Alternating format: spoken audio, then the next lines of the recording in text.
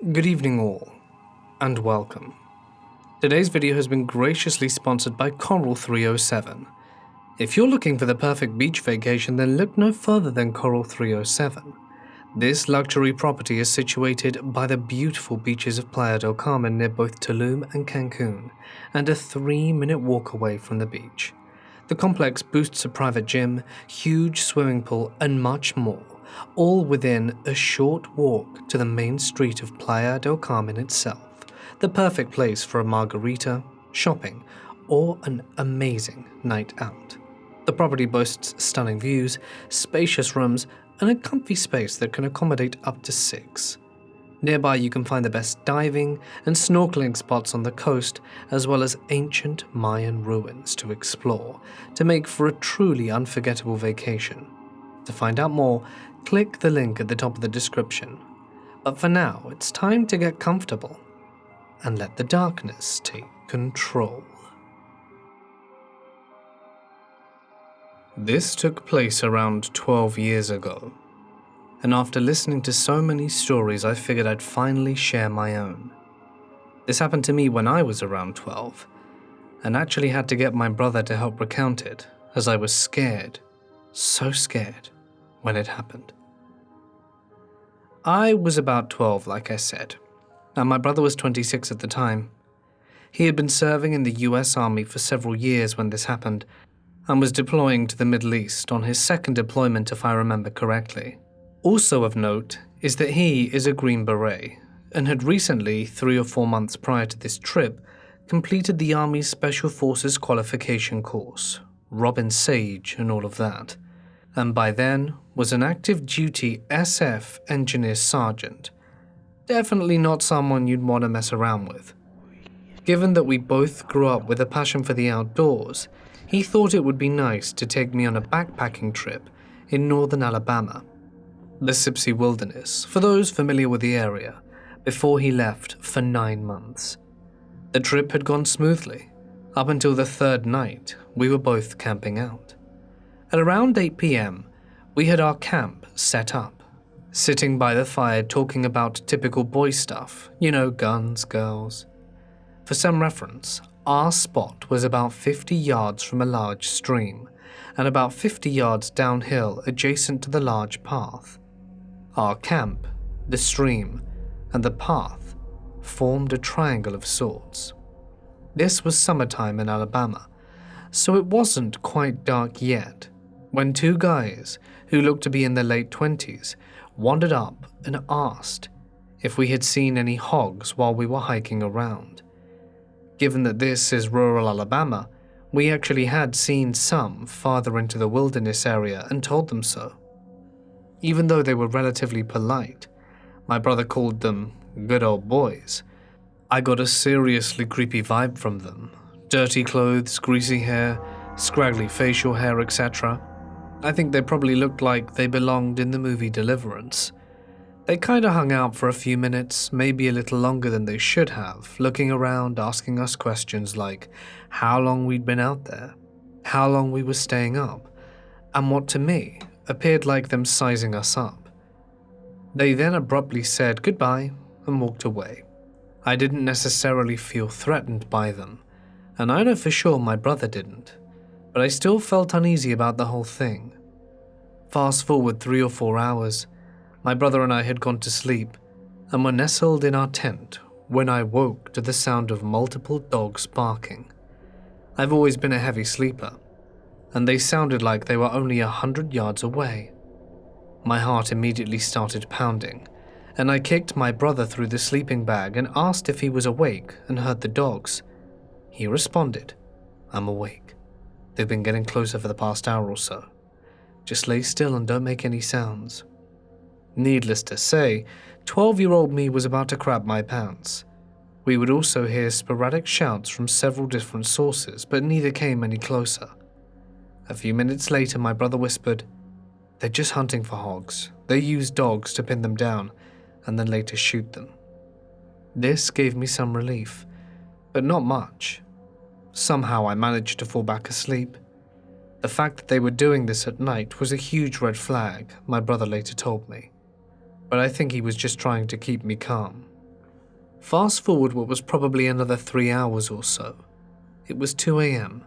I had managed to sleep pretty well, after first hearing the hog hunters when I woke up to my brother squeezing my shoulder firmly saying, "Wake up, put your shoes on, and follow me quick.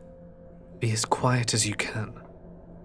My heart immediately went back to racing, because I heard the dogs and voices in the distance, farther away than before, but still distinct. Not asking any questions, I did as he said, and as soon as we were out of the tent, he told me to get on his back. This was a breeze for him after rucking with God knows how much weight in the army. We snuck about 50 yards into the woods towards the junction of the path and the stream, and crawled into some bushes. It was up a hill, so we had a pretty good elevated view of our campsite. I remember as we were laying there how loudly I was breathing and how quiet he was, when I heard the very distinct sound of a pistol slide racking. I look over my shoulder. My brother had his pistol, an HK USP that he gave to me a few years after this story, and was watching the campsite and surrounding area. I started to whisper to him when he put his hand over my mouth and pointed at the campsite. The group of hunters had been steadily approaching our camp, and by this time, 30 or so minutes later, had reached it. There were 5 of them, and 3 or 4 dogs. They all looked relatively young, but 2 had either rifles or shotguns, and the dogs were going crazy, obviously having smelled our scent. For those of you who are backpackers/campers, nobody who comes up on a random camp in the middle of the night with dogs and guns has good intentions. I knew this, and my brother knew this. I was scared out my mind. I couldn't make out what they were saying, but my brother later told me they were talking about us, although he hadn't heard any specifics either. They lingered for around 20 minutes, shining flashlights around and talking to themselves, when my brother put his mouth to my ear and said, "If they come towards, I want you to turn and run as quickly as you can. Don't stop. Don't look back. Stay off the trail and look for the flashing lights." I didn't know what this meant, but that'll come later. I knew I could make it back because he had taught me to land nav pretty well. He then handed me a flashlight and told me to not take the red filter off. He told me later that the red filter helps preserve night vision and cuts down ambient light, so it would be harder for someone to see from a distance. At this point I was so scared I almost started crying, but at the same time had a rush of adrenaline, and what I think now was confidence that he thought I could handle myself. We laid there for a while longer when out of nowhere they started screaming, "Where y'all at?" and firing into the woods at random. My brother dragged me back behind the crest of the hill and threw himself on top of me. Thankfully, our position on top of the hill was protected from any gunfire. They shot maybe 5 or 6 more times, and then they started walking back in the direction they'd come from. They got about 100 yards away when I heard a blaring siren and saw emergency flashlights through the woods. Turns out, my brother had called the Forest Service office on a satellite phone my family has for emergencies while I was asleep, and they had sent out Forest Service officers and game wardens to our area of the wilderness. The Sipsey Wilderness is about 25,000 acres in size, so it took them a while to get there on the dirt roads. When we saw the game truck, my brother signaled them with the light and pointed them in the direction the hunters had gone, and the guy sped off, shining his spotlight through the woods. As soon as they were all gone, we went back to our camp, packed up our stuff, and waited by the path for the game warden to come back, who then gave us a ride in his truck bed to the main staging area. On the drive back, my brother told me how brave I had been, and that we would talk about it with our parents the next day if I wanted to. I asked him not to do that, because I thought they would never let me camp again. Creepy rednecks in the woods? Let's not meet again, or you might get shot next time. For follow-up, we never got any definitive information on what happened to the rednecks we encountered, I have many friends who have gone out to the Sipsey area and had a great time with no creepy stuff happening. However, it is truly a wilderness area, and law enforcement response, if you can even reach them, would be slow. I was lucky that my brother was there and reacted so quickly, otherwise who knows what could have happened. We also got lucky that whatever their intentions were, they either reconsidered or lost interest. I will note that when they left our campsite, the game warden showed up pretty soon after, but I didn't see what the guys and their dogs did. If I remember correctly, they headed in a direction parallel to the stream, away from the trail, inaccessible to any kind of vehicle. Maybe the warden continued on and took another trail to try and cut them off. We waited around a half hour for him to come back, and he said there were other officers on the lookout. There are only so many paths that you could take a truck or quad bike down, so any thorough search effort would have to have been done on foot. In any case, let's never meet again. Some buddies and I went camping by the lake one night. At around 1:30 a.m., we heard some rustling in the bushes and just figured it was a rabbit or something. We went over to check it out and found nothing.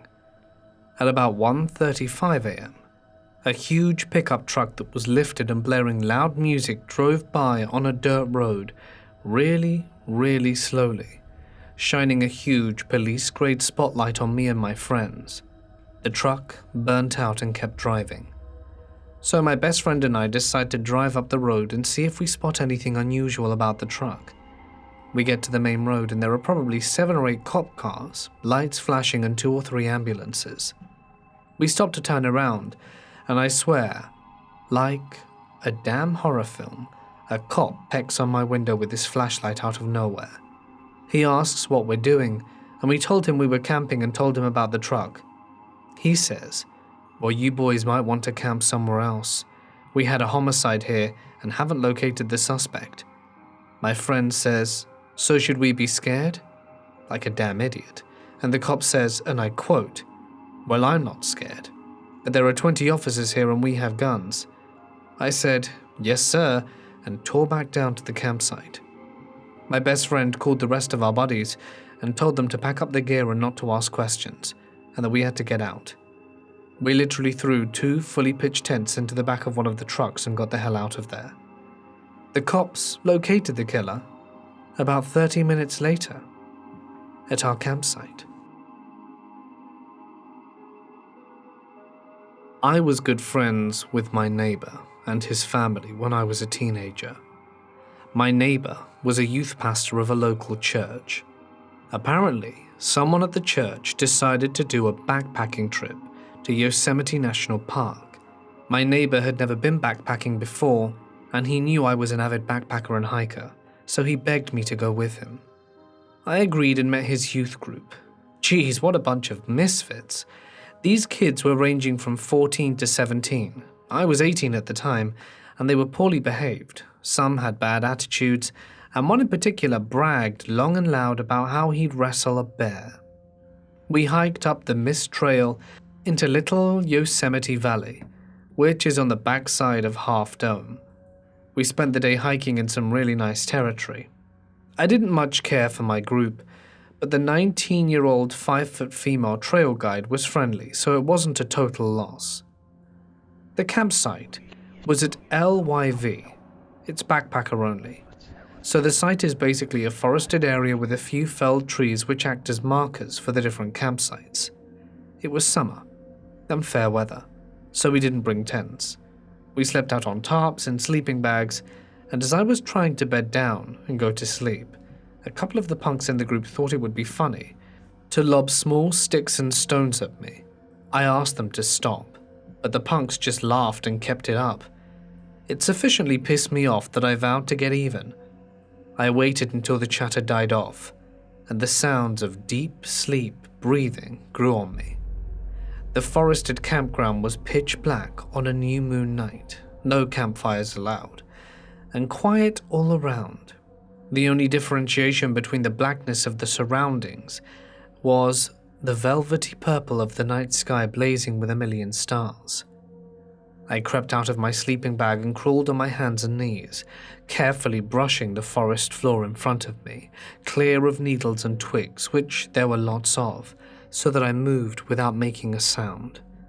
I crawled over to the two punks who threw stones at me, and found their hiking boots and tossed their boots into the bushes, then crawled back to my sleeping bag silently, and went to sleep with a grin on my face. Sleep came quickly after that. I snapped awake sometime later, still pitch black in the inky darkness, and everything was completely and totally, eerily silent. I happened to be laying on my side when I awoke, and I awoke completely. No middle groggy ground, I just snapped awake from a dead sleep. I could see a narrow sliver of velvet night sky between the trunks of the trees, about 5 to 6 feet off the ground. Right at that moment, a shadow broke the bottom edge of that sliver of night sky. My breathing rose, and my heartbeat elevated quickly.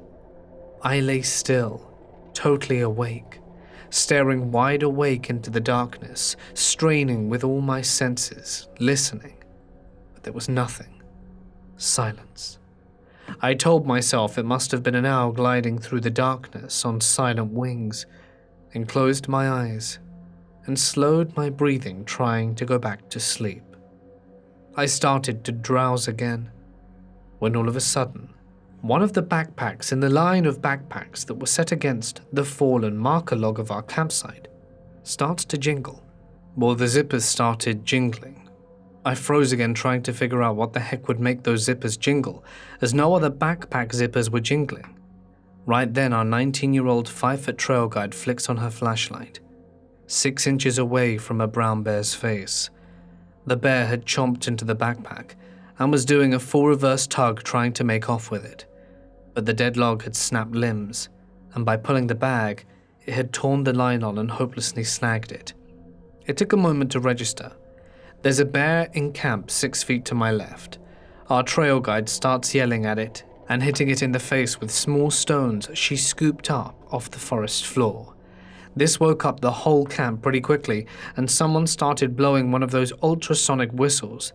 The bear gave up, sprinted out of camp, dodging between tents and shaking its head like it had bees in its ears.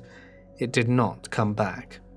Turns out one of the punks who had been throwing stones at me while I was trying to go to sleep left a bag of trail mix in his backpack. Dumbass. Many years ago, I was living in Central California and had a lovely girlfriend. We liked the outdoors, so we'd often spend Saturday nights together outside, along a river, in a forest, up in the hills, whatever. One night, I drove us far out into the country, and we found a really nice grassy hill. We hopped a fence and hauled our wine and blankets about halfway up the hill. It was a full moon. Absolutely lovely. So we drank wine and tossed off our clothes and fooled around. I was laying on my back and for some reason looked up the hill when I saw something move, breaking the plane of the hill's edge. It got bigger and bigger until I saw the perfect, sharp silhouette of a Brahma bull, then another and another. They were silent, just staring at us. I alerted the girlfriend and she looked uphill. "We should go," she whispered, and I agreed. We quietly picked up our clothes and blankets, and as we did, the bulls charged down the hill. We sprinted naked down that grassy hill as fast as we could, threw our stuff over the fence, and hopped it as the bulls got close. To our relief, the wood fence was beheld by the bulls as impassable, even though it seemed they could probably charge right through it without a problem. We tossed our stuff in the car while the bulls stared at us in silence and drove off, still naked. Once we were clear, we laughed about it, nervous laughter. We were close to getting stomped, I'm sure. That would have been hard for the cops to explain to our families. I used to go out into the bush a lot by myself, camping. The longest I did was a week straight. I'd go into reserve with whatever I can fit into my backpack and sleep under the stars in my swag. I'd usually find kangaroos sleeping on the ground because they'd invariably be the softest places that were trampled down the best. Tip: if you do this, make sure you separate yourself from the ground because of ticks. A simple tarp under you does the trick. The best times was that if you stayed really still, you'd wake up surrounded by kangaroos in the early morning. My girlfriend at the time decided that we should get away together because I liked camping and I could take her out. I decided that my hikes were a little rough for a beginner, so we went on a road trip down south, Pemberton, deciding to stop at a camping ground along the way. We stayed at 1 or 2 grounds that were totally homogenized. We basically camped on lawn next to a stream next to a highway for the first few nights. On the 4th night, we found a ground that was a little further into the nature and drove 2 hours down a dirt track. Along the way, there were wood signs with cute names of the campgrounds: Blossom Site, Eucalyptus Down, etc. Every site we'd gone to was taken, and it was getting dark, so we thought of turning back and renting a hotel room. When we came across a site that was open, it was simply called Goblins. We took our gear and headed off into the bush, hiked for about 30 minutes down into a gully, and came back up. The hiking trail was way overgrown. We eventually got to the campsite. It was overgrown with ferns. There was a dilapidated old stone building with plants growing through its front doors and rusty iron bars. The place obviously hadn't seen a human in years. There was a sign saying, "Closed. Please proceed back to road." There was a stream running nearby with a crumbling edge, accompanied by a chorus of frogs. I figured that the stream was eroding its bank, and the forestry people didn't want any accidents out there. So that's why they'd closed the campground. Well, it was getting pretty dark, so we said, screw it, let's set up our tents and eat some dinner. We cleared most of the site with my machete. It was all ferns that we chopped back and laid flat, and I got a fire going while my girlfriend set up the tent. The forest was like nothing I'd camped in before. Where I am from, we had gum trees. Just think your typical Australian tree. The trees in Pemberton are massive, easily over 50 meters, the biggest one's 80 plus. Standing near these, you feel like you've been shrunk down in size and are wandering in some type of fairyland. The outside air has a cold bite to it, and the night is still. Sitting down to dinner, I start to get a strange feeling that I've never gotten while camping before. Not quite being watched, but more like I was in something else's territory. Having camped with roos, I knew that usually you'd have to look for conscious signs of other animals to figure out what belonged to who. Scratchings, trampled bedding, scat, etc. And after a while you don't have to look so hard and you spot the signs. When I was setting up camp, I didn't see anything, and I didn't recall anything that showed there were animals nearby. I tried to keep some light banter to not scare my girlfriend. I avoided the usual scary camp initiation stories that I would tell when talking to someone in the bush for the first time while trying to figure out what the feeling was. Outside of the pitiful glow of the little campfire was pitch black. My girlfriend said, "I'm feeling spooked. Is it always like this?" I admitted that it didn't. As if being conducted, every single frog went silent at once. We heard something out there in the bush.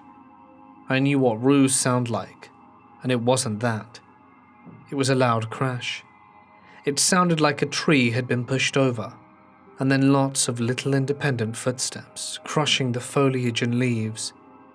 Maybe a tree fell and the local possums scampered? Silence. The frogs started up again. I loaded up the fire, and we retired into our tent.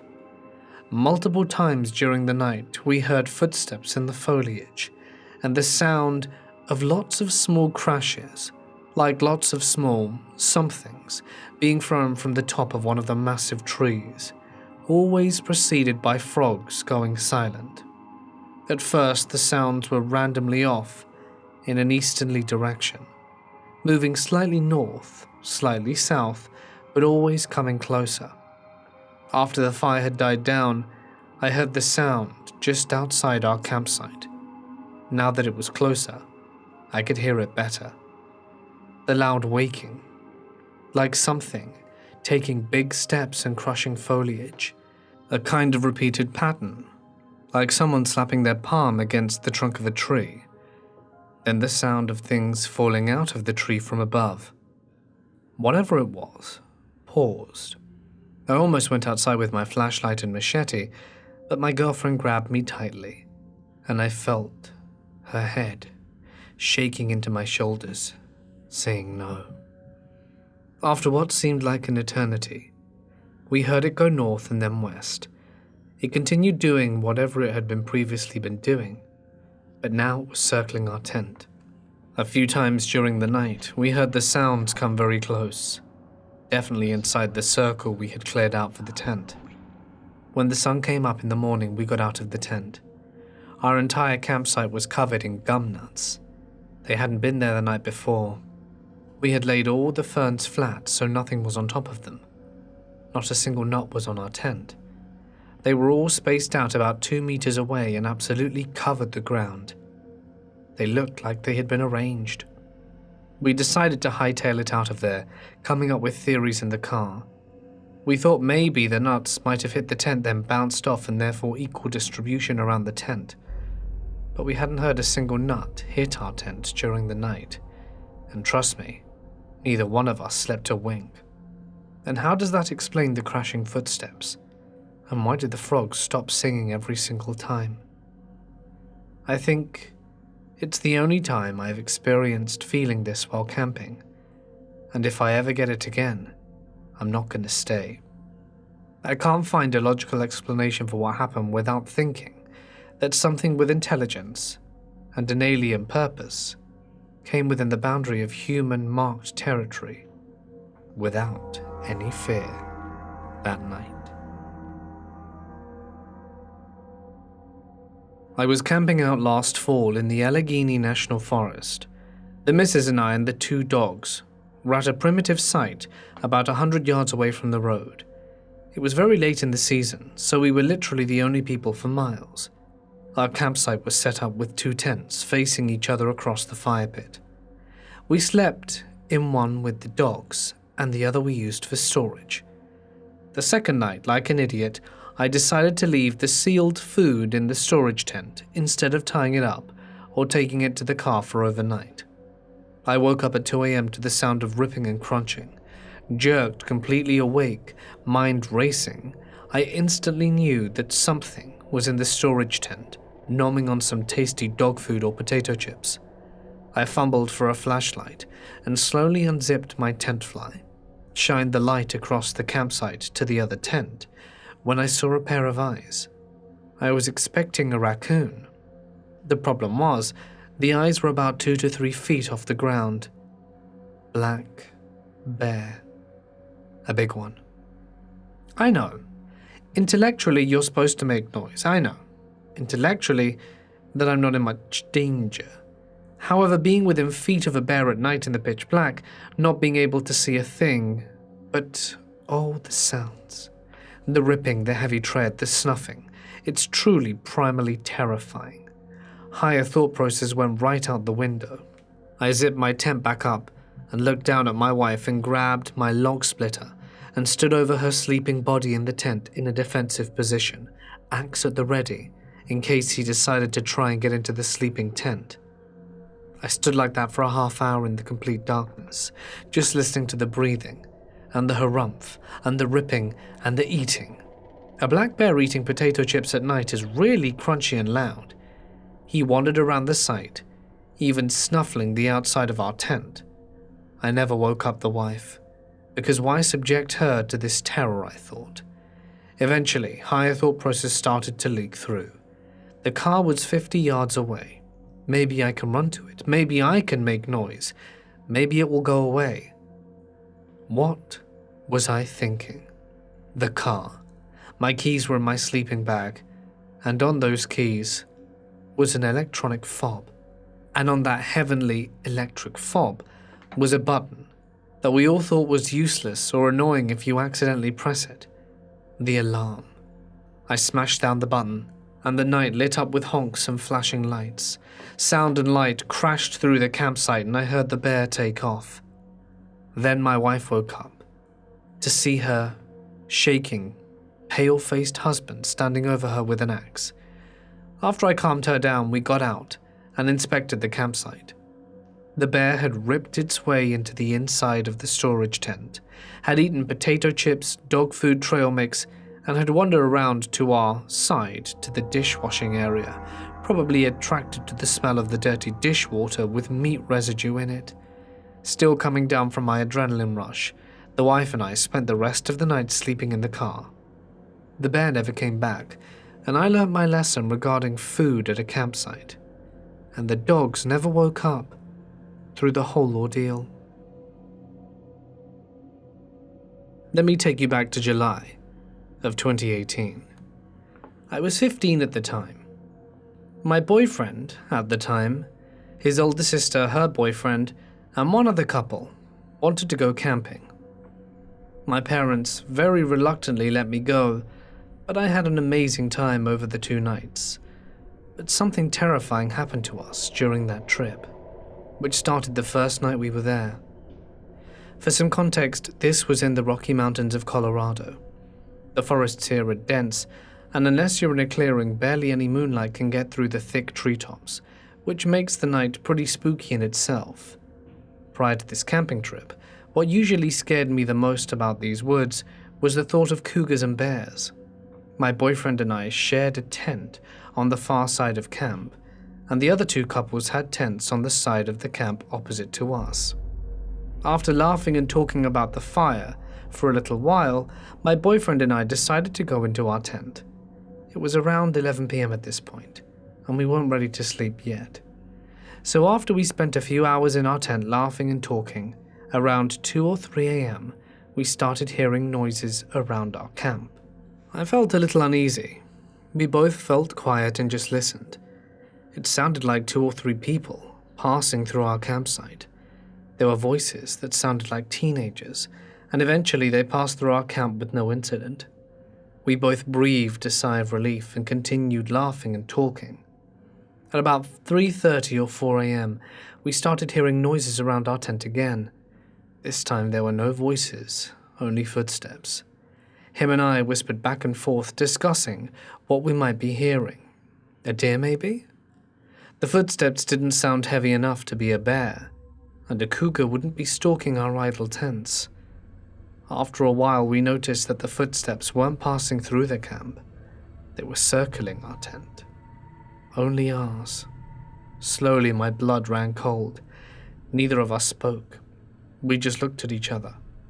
What kind of animal would do that? The footsteps soon moved on to the other tents. It sounded like whatever was circling the other 2 was doing so for a similar amount of time before moving back to ours. As we kept listening, we came to the conclusion that the footsteps sounded like boots. We knew that no animal would behave in this way. The freakiest part was that there was no flashlight in sight. If they were a person, they were walking through the woods in the witching hour, in the pitch darkness of the forest, unable to see anything. Eventually, the footsteps went away. They didn't recede, they simply were gone, like whatever was making them just suddenly vanished. We figured we were just too tired and afraid and didn't notice we heard them leaving, and soon we went to sleep.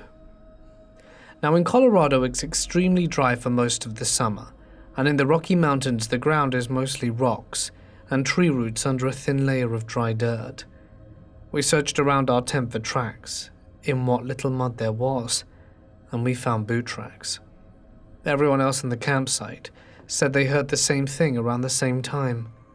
We were all quite creeped out, but tried to convince ourselves that all was well, and that maybe someone had just been lost.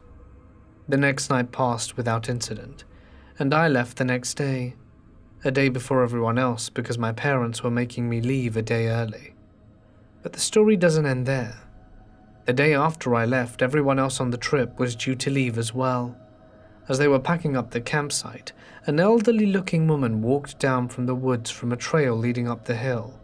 She asked them if they were leaving. They thought this was extremely weird because we hadn't actually seen anyone the whole time we were there. But they told her that they were in fact packing up, and she walked back up the trail and vanished behind the tree line. My boyfriend's older sister's boyfriend thought this whole encounter was suspicious, so he followed the old woman up the trail. He walked the entire trail, but the woman was gone. The trail led to a sheer cliff edge. There was no way to get down it, no way to get up it either. On either side of the trail was dense forest, no houses, roads, nothing. The old woman simply vanished. My boyfriend and I believe what we heard on the first night may have been the old woman. How else could she have known exactly where we were, unless she had already been there? The problem with this is that there was nowhere for the old woman to have gone, and nowhere that she could have come from. And what old woman would walk in circles around our tents in the middle of the night, with no flashlight? That is not only extremely dangerous for anyone to do, but creepy behavior in general. People I've spoken to about the incident believe it could have been a ghost, perhaps even a skinwalker. Me and my now ex don't talk anymore, and neither do the other two couples who went on the trip, but I'm sure they all remember this experience as one of the creepiest things that ever happened to them too. I'm 26, and this happened when I was no more than 6 years old. See, my mum, Shannon, was a single mother working 2 jobs to take care of me and my 3 sisters, Jane, Janet, myself, Gwen, and Rita. We lived in a big city. One summer day, my mum got the idea to take us girls camping, real forest camping. No sights, no pool, real roughing it. The next week, Mum got us girls packed and ready. Early the next morning, my mum woke us up early in the morning and packed us kids into the car and set off into the mountains for a fun camping adventure. For the entirety of the drive, my elder sisters Jane and Janet, who were 13 and 10 respectively, shared stories of legendary sightings in the forest of the fabled Sasquatch.